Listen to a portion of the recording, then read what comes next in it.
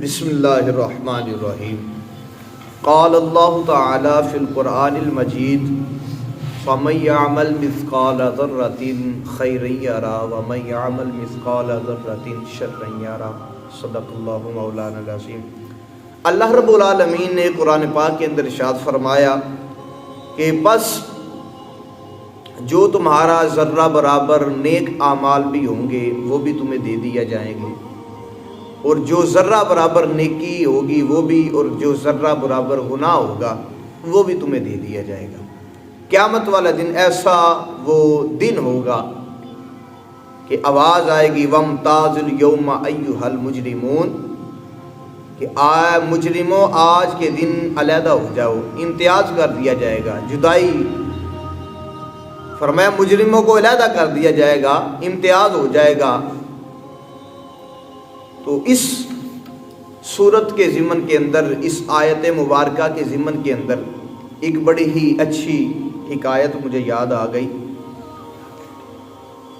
کہ ایک درویش ہوا کرتا تھا، اور درویش بھی کوئی عام درویش نہیں، آج جیسے یہ جو مانگنے والے اس طرح کا نہیں، اللہ والا ہوا کرتا تھا، فقیر تھا تو اصل فقیر تھا۔ تو وہ درویش ہوا کرتا تھا، اور درویش پتہ کسے کہتے ہیں؟ فقیر اسے کہتے ہیں جسے دنیا کا کوئی لالچ نہ ہو۔ آج ہمارے سامنے یہ جتنے بھی پھرتے ہیں فقیر بن کے، یہ فقیر نہیں ہے۔ فقیر کا مطلب یہ ہے کہ فقیر وہ ایسا تھا کہ اسے دنیا کا کوئی لالچ نہ تھا، وہ صرف اللہ رب العالمین کے ساتھ اس نے لو لگائی اور اسی کی عبادت کیا کرتا، اسی کو یاد کرتا۔ دنیا کا کوئی نہ لالچ تھا نہ خوف تھا کہ دنیا میں یہ ہو جائے گا، وہ ہو جائے گا، ایسے ہو جائے گا، کیونکہ جو بندہ رب سے ڈرتا ہے وہ پھر کسی سے نہیں ڈرتا۔ تو وہ درویش جو تھا وہ اسی طریقے سے اللہ کی عبادت کیا کرتا تھا۔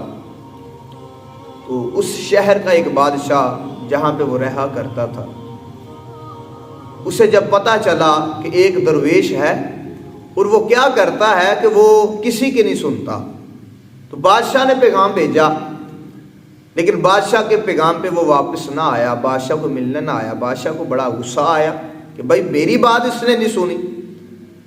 بادشاہ نے کیا کیا، اپنے ارد گرد شہر والوں کو یا دوسرے جو بادشاہ تھے دوسرے شہروں کے ملکوں کی خبر پہنچائی کہ بھائی ایسے ایسے ایک بندہ ہے تو وہ یوں کام کرتا ہے، لوگ اس کے دیوانے ہو چکے ہیں، لوگ تو اس کے بڑے مرید ہو رہے ہیں، ہمیں چھوڑ رہے ہیں اور اسی کے پاس جایا کرتے ہیں۔ میں نے پیغام بھیجا ہے، بادشاہ ہو کے میں نے پیغام بھیجا ہے تو وہ نہیں آیا۔ جب سارے بادشاہوں نے سنا تو سارے بادشاہوں نے اپنی اپنی طرف سے پیغام بھیجا اس فقیر کی طرف۔ تو فقیر نے جواب دیا، یار تمہاری بادشاہت تو چند لمحوں کی ہے، تم کون ہوتے ہو مجھے پیغام بھیجنے والے، تم کون ہوتے ہو مجھے حکم دینے والے؟ ارے میری تو لو اس سے لگ چکی ہے کہ جو ساری کائنات کا بادشاہ ہے، جس نے تمہیں بادشاہی عطا فرمائی، وَتُعِزُّ مَن تَشَاءُ وَتُذِلُّ مَن تَشَاءُ، اسی کے ہاتھ میں جسے چاہے عزت دے دے، جس سے چاہے ذلت دے دے۔ تو جب بادشاہ نے یہ پیغام بھیجا، آگے سے یہ پیغام آیا، تو فقیر نے یوں کیا، انہوں نے کہا کہ چلے میں تو نہیں آ سکتا، تو آپ ایسا کریں کہ آپ میری دعوت پہ آ جائیں۔ اس فقیر نے دعوت بھیجی، سارے بادشاہ آگے، طرح طرح کے کھانے سج گئے، ٹیبل کے اوپر طرح طرح کے کھانے ہیں، طرح طرح کے مشروبات بھی ہیں، یعنی پوری شاہی زندگی کی طرح اس فقیر نے، اس درویش نے کھانے کا انتظام کیا۔ سارے بادشاہ آ کے بیٹھ گئے، اور جب آگے بیٹھ گئے تو کہنے لگے کسی مرید کو جو کھانا لگا رہا تھا، اسے کہنے لگے بھائی جس نے ہمیں بلایا وہ کدھر ہے؟ تھوڑی دیر گزری تو وہ درویش جو ہیں، وہ فقیر جو ہیں، وہ جو بابا جی تھے، وہ پھٹا پرانا لباس پہن کے سامنے آئے۔ جب سامنے آئے تو سارے دیکھتے رہ گئے، خیال یہ تھا کہ ہمیں بلایا کوئی شاہی لباس پہنا ہوگا، لیکن پھٹا پرانا لباس ہے۔ جب سامنے آئے تو بادشاہ نے پوچھا یہ کون ہے؟ تو کہنے لگے یہ وہی ہے کہ جس نے تم سب کو یہاں پہ جمع کیا، جس نے تمہیں دعوت دی۔ جب وہ فقیر آئے، درویش آئے، آگے بیٹھ کے قریب بیٹھے تو فقیر کہنے لگے، درویش نے کہا کہ کھانا تناول کریں۔ جب بادشاہوں نے سنا سامنے طرح طرح کی نعمتیں تھی، طرح طرح کے کھانے تھے۔ بادشاہ اپنی مستی کے اندر کھانا شروع کر دیا، کسی نے ایک ڈش کھائی، کسی نے زیادہ کھائی، اپنے اپنے مزاج کے مطابق۔ مشروبات بھی ایک سے کئی قسم کے مشروبات تھے، اور جب وہاں پہ یہ کھانا تناول کر لیا، کھانا کھا لیا، مکمل ہو گیا، تو اس فقیر نے کیا کیا کہ اسی دوران اپنی جیب سے ایک سوکھی روٹی کا ٹکڑا نکالا اور پانی کا گلاس، تھوڑا سا پانی لیا اور پانی کے ساتھ وہ روٹی کا ٹکڑا نگل لیا۔ جب یوں ہوا تو سارے لوگ بڑے پریشان، بادشاہ پریشان کہ یار طرح طرح کے کھانے سامنے ہوتے ہوئے بھی اس بندے نے کیا کیا ہے، اس بندے نے جیب سے اپنی چھوٹا سا روٹی کا سوکھا ہوا ٹکڑا نکالا اور پانی کے ساتھ پی لیا، کھا لیا۔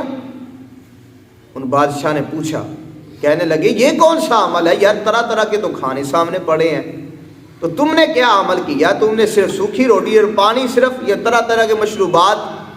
تو وہ فقیر کہنے لگے، کہتے ہیں میں بتا دیتا ہوں، یہ سارے کھانے آپ کے لیے تھے، آپ نے کھائے، یہ آپ ہی کے لیے انتظام کیا گیا۔ اس درویش نے اپنے ایک فقیر کو، غلام کو فرمایا، جاؤ فلاں جگہ پہ ایک لوہے کا ٹکڑا ہے، وہ ذرا میرے سامنے تو لے کے آؤ۔